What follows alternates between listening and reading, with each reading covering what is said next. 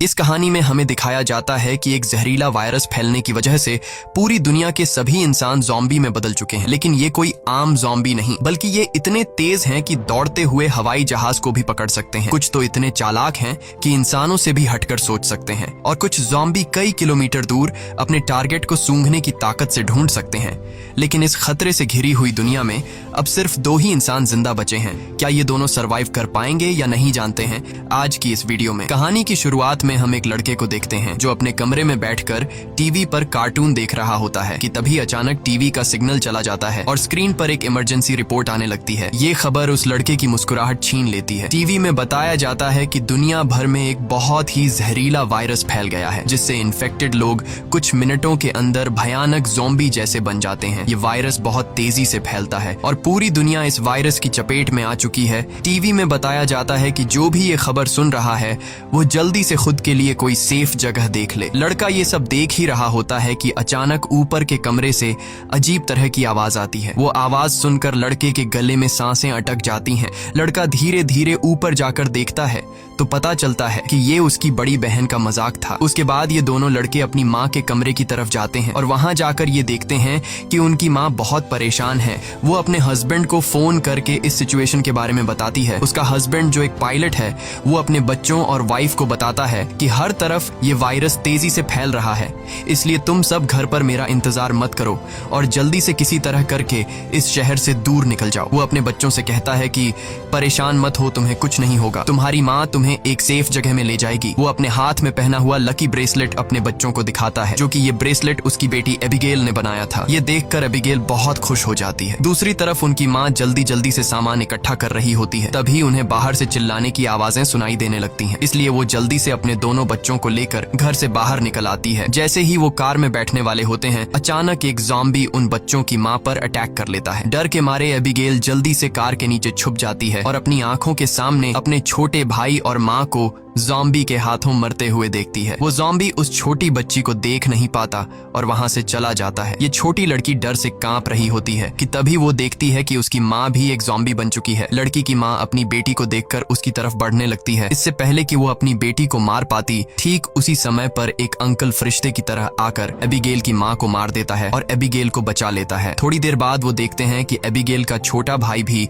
Zombie में convert हो रहा है, इसलिए वो आदमी लड़की को कान बंद करने के लिए कहता है और उसके ज़ॉम्बी बन चुके छोटे भाई को भी गोली मार देता है। अब इसके बाद 10 साल के बाद का सीन दिखाया जाता है और हम देखते हैं कि ज़ॉम्बी वायरस की वजह से इंसानी सभ्यता पूरी तरह से बर्बाद हो चुकी है। कभी रोशनी से चमकने वाले शहर अब वीरान हो चुके हैं और अब तक सारे इंसान या तो मर चुके हैं या फिर ज़ॉम्बी बनकर इधर उधर भटक रहे हैं और सिर्फ 2 ही लोग जिंदा बचे हैं। वो छोटी लड़की एबिगेल जिसे अंकल ने बचाया था, अब वो बड़ी हो चुकी है। उस दिन से लेकर अब तक एबिगेल अंकल जैक की नजरों में पली बढ़ी और जैक ने उसे ट्रेन करके ज़ॉम्बी से लड़ना सिखा दिया है। उस दिन अगर उसकी लाइफ में जैक नहीं आता तो एबिगेल अब तक मर चुकी होती, इसलिए एबिगेल जैक को अपना पिता मानती है। इतने सालों तक जंगल में अकेले रहने के बाद एबिगेल को बहुत ही लोनली महसूस हो रहा होता है। उसकी सबसे बड़ी इच्छा है कि उसे कोई इंसानी बस्ती मिल जाए जहां वो लोगों के साथ मिलकर रह सके, लेकिन जैक को लोगों के बीच रहना बिल्कुल भी पसंद नहीं। रात को जब वो दोनों जंगल में कैंप लगाकर सो रहे थे, तभी किसी की आवाज से जैक की आंख खुल जाती है। वो धीरे से अपने कैंप से बाहर निकलकर देखता है कि तभी एक ज़ॉम्बी जैक पर हमला कर देता है, लेकिन जैक लगातार गोलियां चलाकर उसे मार देता है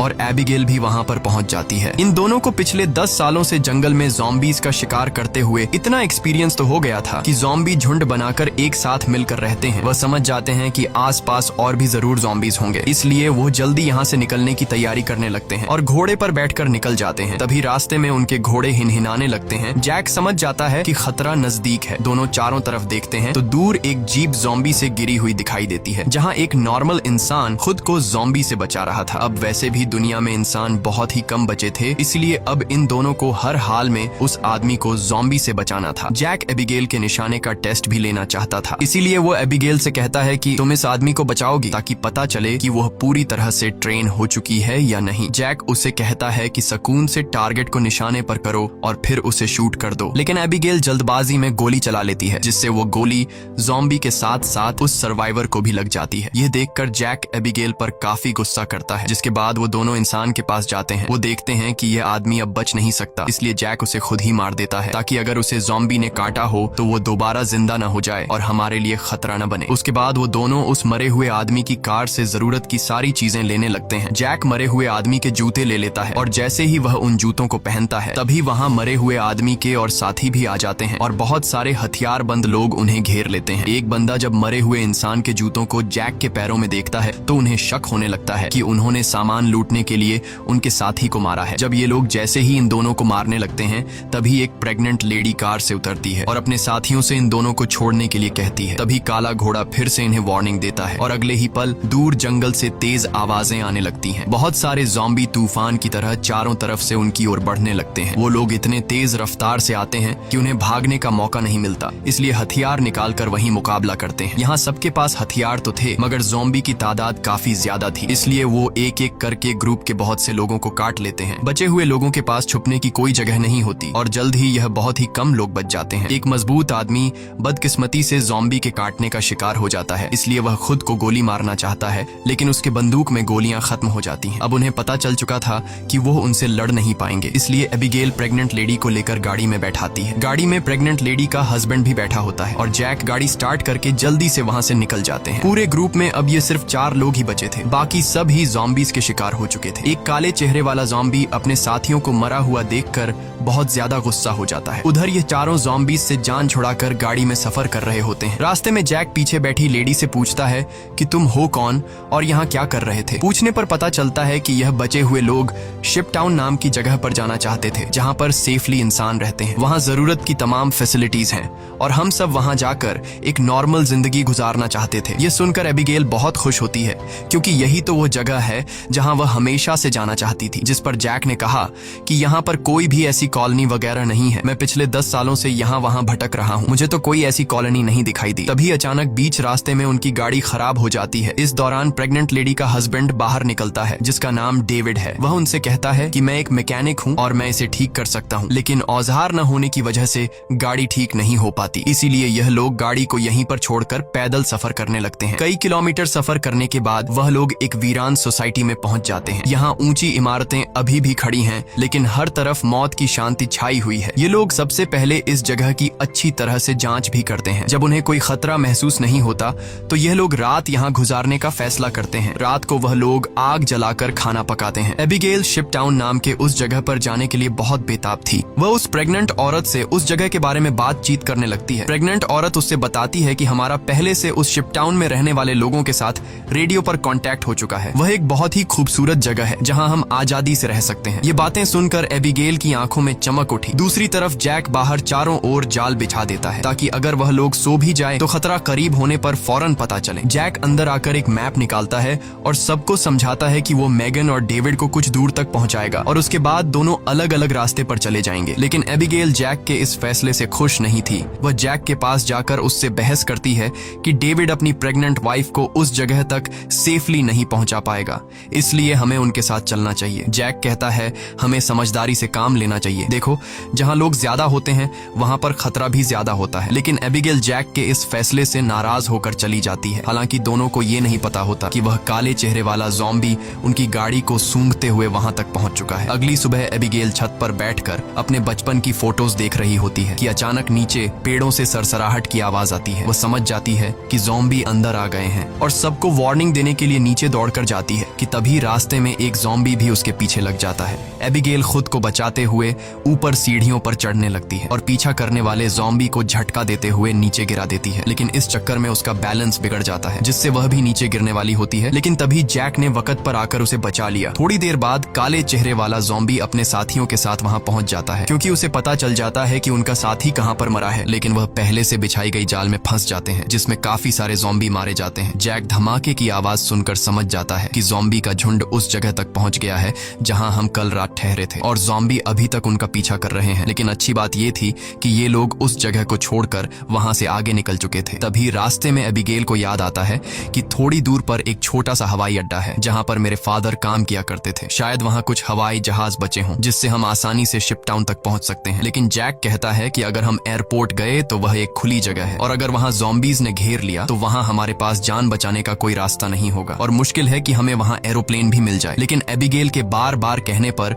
वह वहाँ जाने के लिए मान जाता है, जिसके बाद ये लोग एयरपोर्ट आ गए, लेकिन यहाँ पर कोई भी एरोप्लेन नहीं था। जैक कहता है, देखा, मैंने कहा था यहाँ पर कोई भी एरोप्लेन नहीं होगा। लेकिन जब वह लोग वहाँ पर एक छोटे से गराज में पहुँचते हैं तो गराज का दरवाजा खोलते ही लकीली वहाँ उन्हें एक छोटा एरोप्लेन मिल जाता है। ये देखकर ये लोग बहुत खुश हो जाते हैं क्योंकि अब उनका शिप टाउन तक पहुँचने का रास्ता आसान हो गया। लेकिन ये हवाई जहाज बहुत दिनों से इस्तेमाल नहीं हुआ था, इसलिए मैकेनिक डेविड कहता है कि उसे ठीक करने की जरूरत है। ज्यादा नहीं, मैं उसे 10 से 15 मिनट के अंदर ठीक कर दूंगा। जब तक डेविड एरोप्लेन को ठीक करता तब तक जैक और एबिगेल एयरपोर्ट में कुछ काम की चीजें ढूंढने लग जाते हैं। तभी डेविड दूरबीन से देखता है कि दूर से बहुत सारे ज़ॉम्बीज आ रहे हैं जो बहुत जल्द एरोप्लेन तक पहुंच जाएंगे। वह लोग दौड़ कर आते हैं और उन दोनों को वार्न करते हैं कि हमें जल्दी से एरोप्लेन को स्टार्ट करना होगा, नहीं तो ज़ॉम्बी यहाँ पहुंचकर हमें मार देंगे। एबिगेल जल्दी से पायलट की सीट पर बैठ जाती है, वहाँ पर मौजूद बुक्स को रीड करती है। उसके फादर पायलट थे, इसलिए उसने अपने फादर से एयरप्लेन को कंट्रोल करने की थोड़ी बहुत जानकारी सीखी थी। और जैक ज़ॉम्बीज को शूट करके उन्हें रोकने की कोशिश करता है। एबिगेल जैसे तैसे करके एरोप्लेन को स्टार्ट कर लेती है, लेकिन तब तक बहुत देर हो चुकी थी। वहाँ बहुत सारे ज़ॉम्बी रनवे तक पहुँच जाते हैं। उनकी रफ्तार काफी तेज थी और उनमें से एक ज़ॉम्बी एरोप्लेन के दरवाजे तक पहुँच भी जाता है, लेकिन जैक उसे गोली मारकर एरोप्लेन को उसे छुड़ा लेता है और एबिगेल जहाज के कंट्रोल को समझ जाती है। इस तरह से ये लोग जहाज को टेक ऑफ कर लेते हैं। हवाई जहाज में बैठे सभी लोग बहुत खुश हैं क्योंकि वो जल्द ही सीधे शिप टाउन पहुंच जाएंगे। लेकिन ये खुशी थोड़ी ही देर की मेहमान थी। जैसे ही ये लोग थोड़ा सा आगे गए तो अचानक जहाज के इंजन में से धुआं निकलने लगा क्योंकि ये जहाज पिछले 10 सालों से हवा में सफर नहीं कर पाया था, इसीलिए इसका इंजन ब्लास्ट हो जाता है और प्लेन नीचे की तरफ जाने लगा। जैक समझदारी से काम लेते हुए एरोप्लेन का एक पेड़ में क्रैश लैंड करता है, जिससे उन्हें थोड़े बहुत चोट तो आ जाते हैं पर इनकी जान बच जाती है। प्लेन तो अब इस्तेमाल लायक नहीं बचा था, इसलिए अब उन्हें दोबारा फिर से पैदल सफर करना पड़ेगा। काफी दूर तक पैदल चलने के बाद वो लोग एक सुनसान रेलवे स्टेशन तक पहुंच जाते हैं। रात हो चुकी थी। ये लोग आसपास खतरा चेक करते हैं। जब उन्हें कोई भी ज़ॉम्बी नहीं नजर आता तो ये लोग यहीं पर रात गुजारने का फैसला कर लेते हैं। वो लोग मैप पर अपना लोकेशन देखते हैं, जिससे उन्हें पता चलता है कि अब ये लोग शिप टाउन से सिर्फ 2 दिन की दूरी पर हैं। यहाँ वो प्रेग्नेंट लेडी जैक के पास आती है और जैक का शुक्रिया अदा करती है। वो जैक से कहती है कि अगर तुम ना होते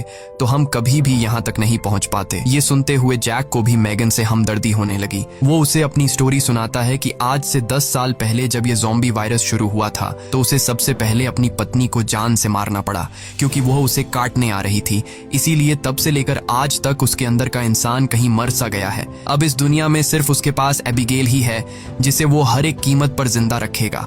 और जैक मैगन से ये भी कहता है कि अब उसका इरादा बदल चुका है। मैं अब सबसे पहले तुम्हें शिप टाउन तक पहुंचाऊंगा, जिसे सुनकर मैगन बहुत खुश हो जाती है। दूसरी तरफ हम देखते हैं कि मैगन का हस्बैंड डेविड अपने सर पर गन रखकर खुद को मारने की कोशिश करता है। दरअसल उसके पैर में एक ज़ॉम्बी ने काट लिया था, लेकिन अभी तक डेविड ज़ॉम्बी नहीं बना था क्योंकि वो घाव बहुत ही छोटी है, इसीलिए उसके ज़ॉम्बी बनने की रफ्तार काफी स्लो चल रही है। अब उसने फैसला किया कि वो अपनी पत्नी मैगन को इस शिप टाउन तक पहुंचाकर खुद को उससे दूर कर लेगा। अगली सुबह ये चारों फिर से अपना सफर जारी रखते हैं। तब रास्ते में जैक को डेविड की हरकतें कुछ अजीब लगने लगती हैं। जैक समझ गया कि ये इन्फेक्टेड है, इसीलिए वह उसे पकड़कर एक खाली जगह में ले जाता है जहां उसकी वाइफ और एबिगेल नजर नहीं आती। वो डेविड की पैंट को ऊपर करता है और उसे ज़ॉम्बी का काटा हुआ निशान नजर आ जाता है। अब जैक को ये बात कंफर्म हो चुकी थी कि डेविड जल्द ज़ॉम्बी बनने वाला है। जैक उससे कहता है कि बताओ तुम खुद से मरना पसंद करोगे या फिर मैं मारूं। डेविड कहता है मैं किसी को नुकसान नहीं पहुंचाऊंगा और अगर ऐसी नौबत आ भी गई तो मैं खुद को ही मार दूंगा। इसीलिए वो डेविड को छोड़ देता है। चलते चलते रात हो जाती है और आगे उन्हें एक घर दिखाई देता है। जैक बंदूक तान कर आगे बढ़ने लगता है। तभी अचानक एक तेज लाइट चमकती है और उन्हें स्पीकर के जरिए से कहा जाता है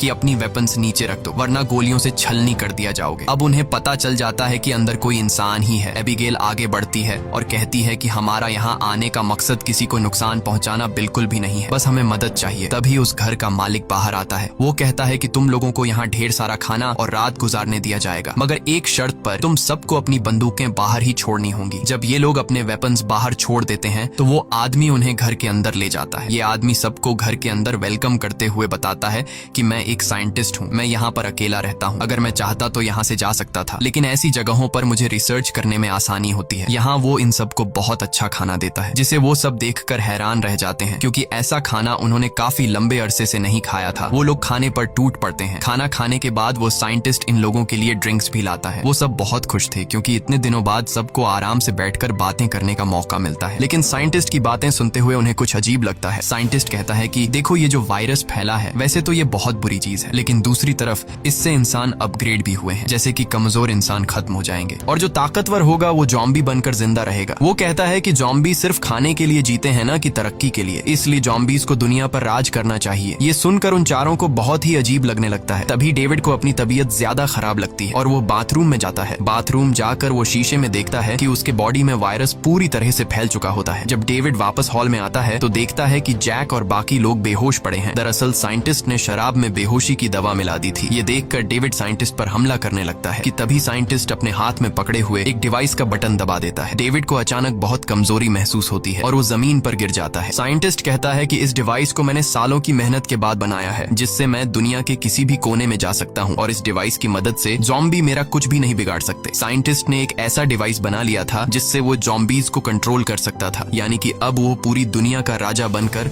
सबको अपने इशारों पर नचवाएगा। उसके बाद डेविड बेहोश हो जाता है और जब डेविड को दोबारा होश आता है तो वो देखता है कि उसे और उसके साथियों को बांध दिया गया है और अब साइंटिस्ट उन चारों पर एक्सपेरिमेंट करने वाला है। ये सब करने के बाद साइंटिस्ट कहता है कि क्या तुम लोग मेरी वाइफ से मिलना चाहोगे। उसके बाद हम साइंटिस्ट की वाइफ को देखते हैं जो कि एक ज़ॉम्बी थी और साइंटिस्ट ने उसे पिंजरे में बंद कर रखा था और वो इंसानों को पकड़कर उसे खिलाता था। ये डिवाइस भी साइंटिस्ट ने अपनी बीवी पर एक्सपेरिमेंट करके बनाई थी। साइंटिस्ट जब पिंजरे का दरवाजा खोलता है तो उसकी वाइफ सबसे पहले उसी पर अटैक करने लगती है, लेकिन साइंटिस्ट उसे कंट्रोल करके उन चारों की तरफ भेज देता है। वो जैक पर हमला कर देती है, लेकिन वो उसे लात मारकर पीछे धकेल देता है। लेकिन तभी डेविड वायरस की ताकत से रस्सी तोड़ देता है और अपने बाकी साथियों को भी छुड़ा देता है। घर का मालिक खतरा भांपकर तुरंत भाग जाता है। उसके बाद वो चारों भी अपना सामान लेकर जल्दी से बाहर निकल आते हैं। लकीली बाहर उन्हें साइंटिस्ट की गाड़ी मिलती है और ये चारों उसी में बैठकर जंगल की तरफ निकल जाते हैं। लेकिन साइंटिस्ट हार नहीं मानने वाला था। वो अपने डिवाइस के जरिए ज़ॉम्बी के झुंड को कंट्रोल करके उनका पीछा करवाता है। जैक गाड़ी की स्पीड को बढ़ाकर ज़ॉम्बीज को काफी पीछे छोड़ देता है, लेकिन आगे का रास्ता बंद था। अब उनके पास पैदल जाने के अलावा और कोई चारा नहीं है। थोड़ा सा आगे पैदल चलने के बाद ज़ॉम्बी दोबारा उन तक पहुंच जाते हैं। डेविड जान जाता है कि उसके पास ज्यादा वक्त नहीं है, वो कुछ ही देर बाद ज़ॉम्बी बन जाएगा, इसलिए वो उन लोगों से आगे बढ़ने को कहता है और खुद पीछे रहकर ज़ॉम्बी को रोकने का फैसला करता है। लेकिन उसकी वाइफ उसे जाने नहीं देना चाहती थी, जिस पर डेविड कहता है कि तुम्हें हमारे बच्चे के लिए जिंदा रहना होगा और ये सब मैं अपने आने वाले बच्चे के लिए कर रहा हूँ। उसके बाद डेविड ज़ॉम्बी से लड़ पड़ा और बड़ी बहादुरी से उनका सामना करने लगा। काफी देर तक वो ज़ॉम्बी उसको रोक लेता है और उसके साथी ज़ॉम्बी से काफी दूर चले जाते हैं, लेकिन तभी एक ज़ॉम्बी आकर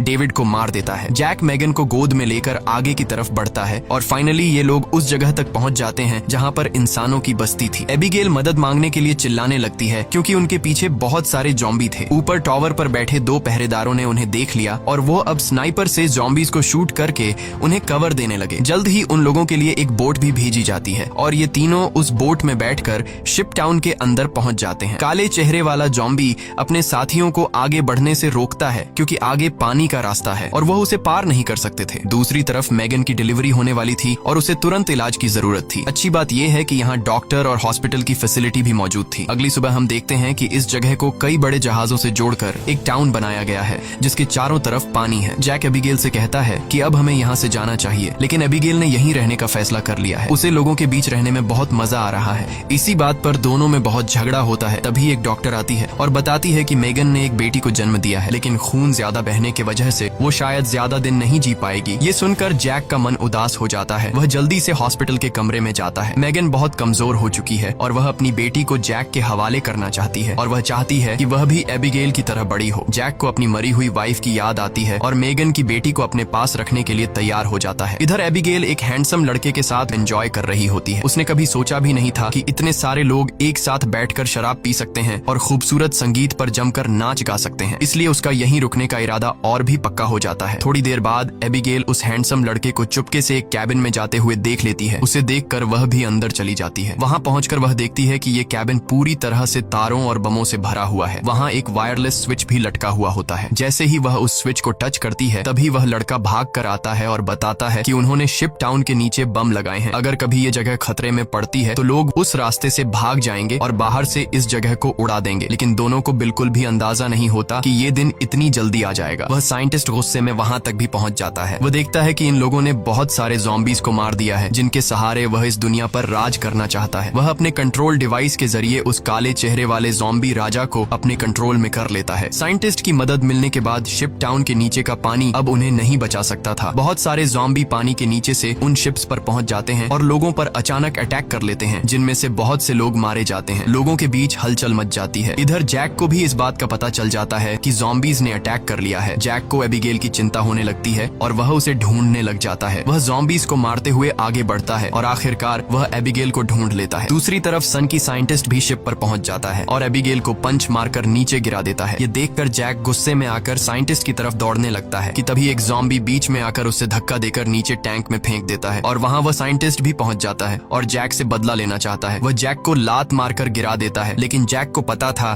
कि साइंटिस्ट से लड़ना फुदूल है, इसीलिए वह साइंटिस्ट पर हमला करके उसके हाथ में लगे डिवाइस को दीवार से मारकर तोड़ देता है। अब साइंटिस्ट के पास ज़ॉम्बीज़ को कंट्रोल करने की पावर नहीं रही, जिसके बाद बूढ़ा साइंटिस्ट जल्द ही ज़ॉम्बी का शिकार बन जाता है। अच्छी बात यह थी कि इस कैंप में पहले से ही भागने का रास्ता बना हुआ था। बहुत सारे बचे हुए लोग सुरंग के रास्ते नदी के दूसरे किनारे पर पहुंच जाते हैं। जब वह बम चालू करने वाले होते हैं तो वह हैंडसम लड़का बटन नहीं दबाता, क्योंकि एबिगेल अभी भी शिप पर है। अब जैक और एबिगेल बाहर की तरफ भागने लगते हैं, लेकिन पीछे से ज़ॉम्बी राजा एबिगेल को पकड़ लेता है। तभी जैक तेजी से उस ज़ॉम्बी को लकड़ी से सर पर मार देता है, जिससे वह पीछे गिर जाता है। अचानक एबिगेल की नजर गलती से उस ज़ॉम्बी राजा के हाथ में बंधे ब्रेसलेट पर पड़ती है। ये वही ब्रेसलेट था जो उसने बचपन में अपने हाथों से अपने पिता के लिए बनाया था। वह समझ जाती है कि ये ज़ॉम्बी उसके पिता हैं, लेकिन अब वह इंसान नहीं बल्कि ज़ॉम्बी बन चुका था। यहाँ पर जैक उसे हाथ से पकड़कर जबरदस्ती खींचकर भागने को कहता है। वह हैंडसम लड़का दोनों को भागते हुए देखकर तुरंत वायरलेस रिमोट का बटन दबा देता है और पूरा शिप टाउन राख में बदल जाता है। हालांकि इन सब की लड़ाई भी खत्म नहीं हुई थी। कैंप का सरदार अपनी गर्दन पकड़कर आता है,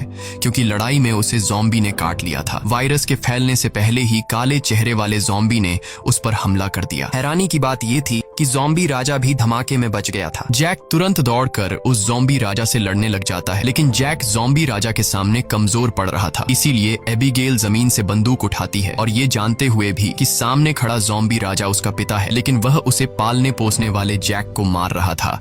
इसलिए एबिगेल बिना सोचे समझे उस काले चेहरे वाले ज़ॉम्बी राजा को गोली मार देती है, क्योंकि अगर वह उसे गोली नहीं मारती तो वो ज़ॉम्बी राजा वहां पर मौजूद सब लोगों को मार देता। उसके बाद जैक और एबिगेल गले लगते हैं और अब जैक, एबिगेल और बचे हुए लोग दूर समुद्र में एक सुनसान द्वीप की तरफ देखते हैं और वहीं एक नई इंसानी बस्ती बसाने का फैसला करते हैं। इसी के साथ ये कहानी खत्म हो जाती है। अगर वीडियो आपको अच्छी लगी हो तो हमारे चैनल को सब्सक्राइब और वीडियो को लाइक जरूर कीजिएगा।